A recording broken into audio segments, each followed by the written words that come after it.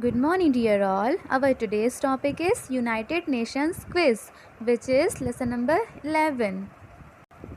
Okay, see, this is lesson number 11 from your GK book United Nations quiz. अब हमने इसमें क्या करना है, टिक द करेक्ट आंसर. ठीक है, हमारे पास एक क्वेश्चन है, उसके हमारे पास 4 ऑप्शंस हैं.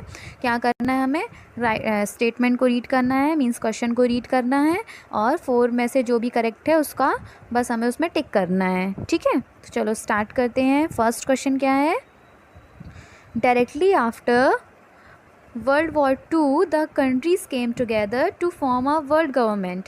The result was UN. On which date was the UN stabilized? ठीक है, अब चलो उसका मीनिंग बताते हैं क्या होता है.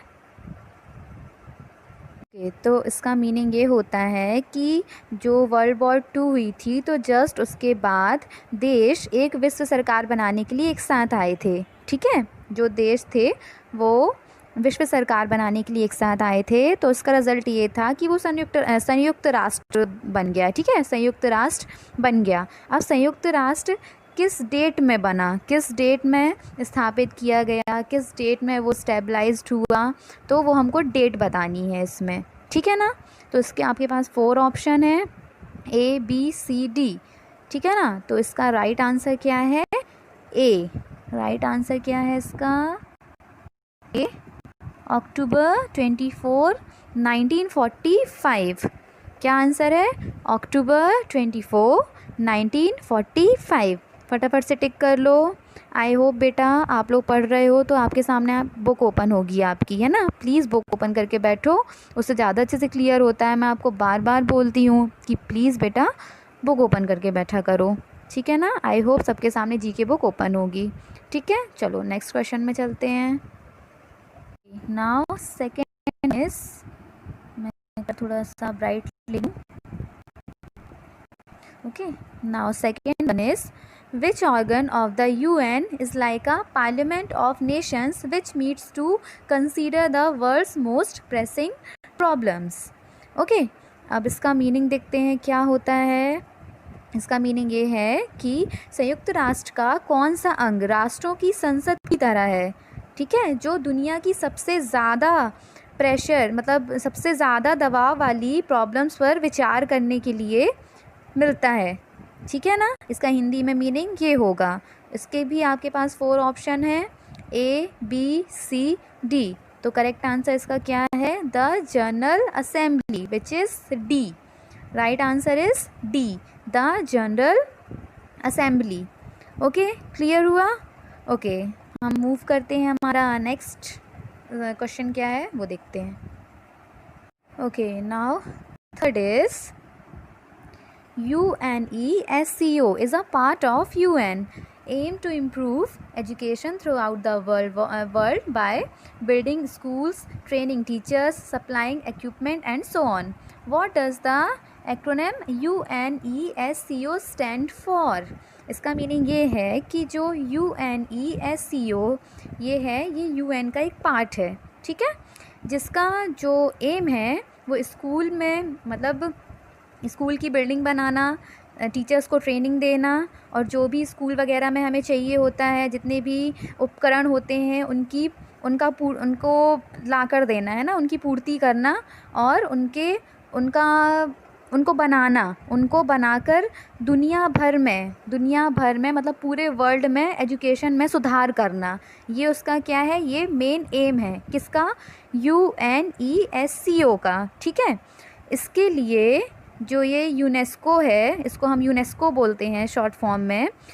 तो इसका जो फुल नेम है वो क्या है. ठीक है, ये तो शॉर्ट फॉर्म हो गया UNESCO, बट इसका फुल नेम क्या होता है. ठीक है, ये क्या बताता है, किस चीज़ का फुल फॉर्म है ये. सो इसके भी 4 ऑप्शन है, ABCD. तो राइट आंसर क्या है, इसका राइट आंसर है B. Right answer is B. ठीक है, United Nations Educational Scientific and Cultural Organization. United Nations Educational Scientific and Cultural Organization. ठीक है, 4 ऑप्शन है, 4 ऑप्शन एक दूसरे से काफ़ी मैच हो रहे हैं, तो प्लीज़ कंफ्यूज मत होना। एक बार फिर से सुनो, United Nations Educational Scientific and Cultural Organization. Okay, clear हुआ? Okay, now next is, okay now fifth is, which countries are the permanent members of the UN Security Council? Okay, तो कौन कौन सी कंट्रीज़ हैं जो परमानेंट मेंबर हैं किसकी? UN security council की। ठीक है ना, क्वेश्चन क्या पूछ रहा है, कौन कौन सी कंट्रीज़ हैं जो परमानेंट मेंबर्स हैं यूएन सिक्योरिटी काउंसिल की। ओके, सो आंसर इज़, इसमें भी आपके पास 4 ऑप्शन है, A B C D। Right answer is A। Right answer क्या है? A. Okay, US, UK, Russia, France and China. ठीक है ना, US, UK, Russia, France, China. Answer is A. Okay, clear हुआ? ओके, नेक्स्ट में move करते हैं। Okay, now 6 is, ठीक है, 6 क्या है? Who was the first secretary general of the United Nations? United Nations का फर्स्ट सेक्रेटरी जनरल कौन था?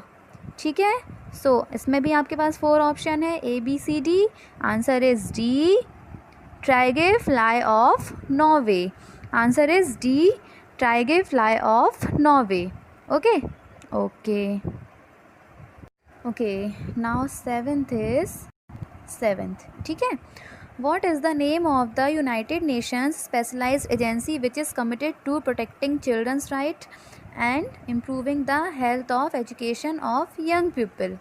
ओके, सो ये जो स्टेटमेंट है, जो क्वेश्चन है, ये कह रहा है कि हमें उस स्पेशल एजेंसी का नेम बताना है जो क्या करती है, जो भी बच्चों के, मतलब छात्रों के, जैसे आप लोग हो गए, तो इनके जो भी अधिकार होते हैं उसको प्रोटेक्ट करती है, और यंगस्टर लाइक हम लोग है ना, युवाओं, तो हम लोग का क्या, हमारी जो शिक्षा होती है और जो भी हमारे अधिकार होते हैं उनको प्रोटेक्ट करती है। ठीक है, तो वो जो एजेंसी होती है उसका नेम बताना है हमें।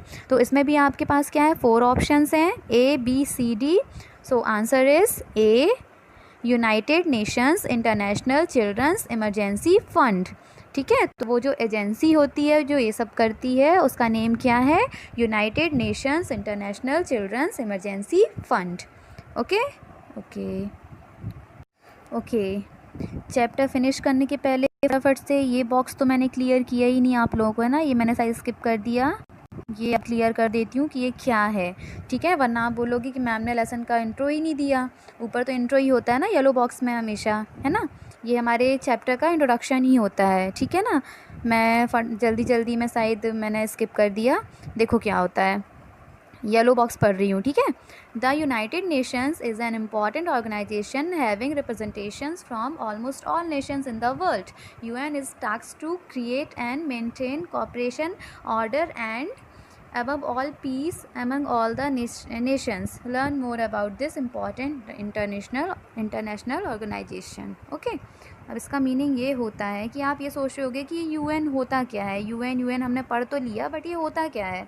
तो देखो, यूएन का जो हिंदी में हम बोलें तो संयुक्त राष्ट्र। ठीक है, तो संयुक्त राष्ट्र ये दुनिया में लगभग सभी राष्ट्रों का प्रतिनिधित्व करने वाला एक महत्वपूर्ण संगठन होता है। मतलब दुनिया के सभी राष्ट्रों का, लगभग, दुनिया मीन्स पूरा वर्ल्ड, ठीक है, उसके लगभग सभी राष्ट्रों का प्रतिनिधित्व करने वाला एक बहुत बड़ा संगठन होता है।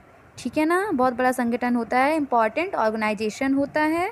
ठीक है, क्या करता है ये? सभी देशों के बीच में, जितने भी देश होते हैं सभी देशों के बीच में सहयोग, आदेश और शांति से ऊपर बनाए रखने, और मतलब जो भी काम हो सब शांति से हो, इन सब चीज़ों की देखरेख कौन करता है? संयुक्त राष्ट्र करता है, मीन्स यूनाइटेड नेशंस। ठीक है, यूनाइटेड नेशंस करता है।